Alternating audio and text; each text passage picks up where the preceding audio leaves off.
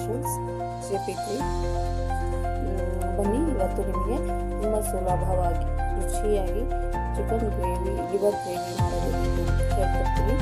ಈಗ ಚೆನ್ನಾಗಿ chicken liver ತಗೊಂಡಿದ್ದು ಈಗ ಒಂದು ಬನಾನೆಗೆ ಸ್ವಲ್ಪ ಎಣ್ಣೆಯನ್ನು ಹಾಕಿಕೊಂಡು ನಂತರ 2 ಹಸಿರು ಹಾಕಿ ಚೆನ್ನಾಗಿ ಫ್ರೈ ಮಾಡಿ. ಅದು ಫ್ರೈ ಆದ ನಂತರ ಟೊಮೊಟೊನ ಹಾಕಿ ಚೆನ್ನಾಗಿ ಫ್ರೈ ಮಾಡ್ಕೊಳ್ಳಿ. ಇದ್ರ ಜೊತೆಗೆ ಸ್ವಲ್ಪ ಉಪ್ಪನ್ನು ಸೇರಿಸ್ಕೊಳ್ಳಿ, ಯಾಕಂದರೆ ಉಪ್ಪು ಸೇರಿಸಿದ್ರೆ ಬೇಗ ಬೇಯುತ್ತೆ ಅಂತ ಟೊಮೊಟೊ. ಹಾಗಾಗಿ ಪೇಸ್ಟ್ ಫ್ರೈ ಮಾಡ್ಕೊಬೇಕು. ಫ್ರೈ ಹಾಕ್ಬಿಟ್ಟಾಗಿ ಅದಕ್ಕೆ ಸ್ವಲ್ಪ ಆಯಿಲ್ ಹಾಕಿ ಚೆನ್ನಾಗಿ ಮಿಕ್ಸ್ ಮಾಡ್ಕೊಳ್ಳಿ. ಮಿಕ್ಸ್ ಆದಮೇಲೆ ಸ್ವಲ್ಪ ಒಂದು ನಿಮಿಷ ಹಾಗೆ ಫ್ರೈ ಮಾಡ್ತಾ ಇದ್ದೀನಿ.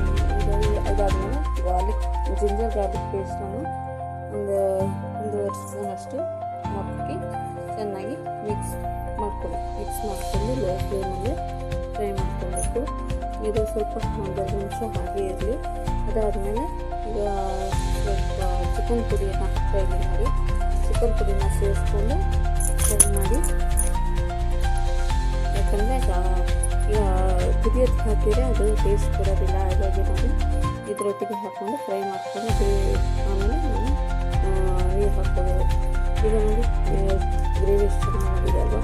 ಇದರೊಟ್ಟಿಗೆ ಇದನ್ನು ಹಾಕಿ ಚೆನ್ನಾಗಿ ಮಿಕ್ಸ್ ಮಾಡ್ಕೊಂಡು ಒಂದು 2-3 ಮಿನಿಟ್ಸ್ ಹಾಗೆ ಬೇಯಲಿ.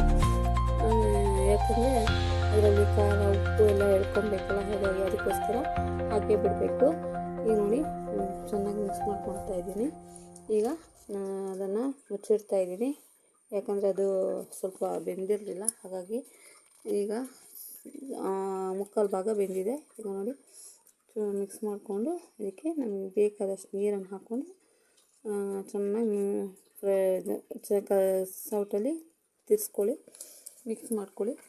ಈಗ ನೋಡಿ ಇದು ಗ್ರೇವಿ ನಮಗಿಷ್ಟೇ ಗ್ರೇವಿ ಸಾಕು. ಹಾಗಾಗಿ ನಾನು ಜಾಸ್ತಿ ನೀರು ಹಾಕ್ಕೊಳಕ್ಕೆ ಹೋಗಿಲ್ಲ.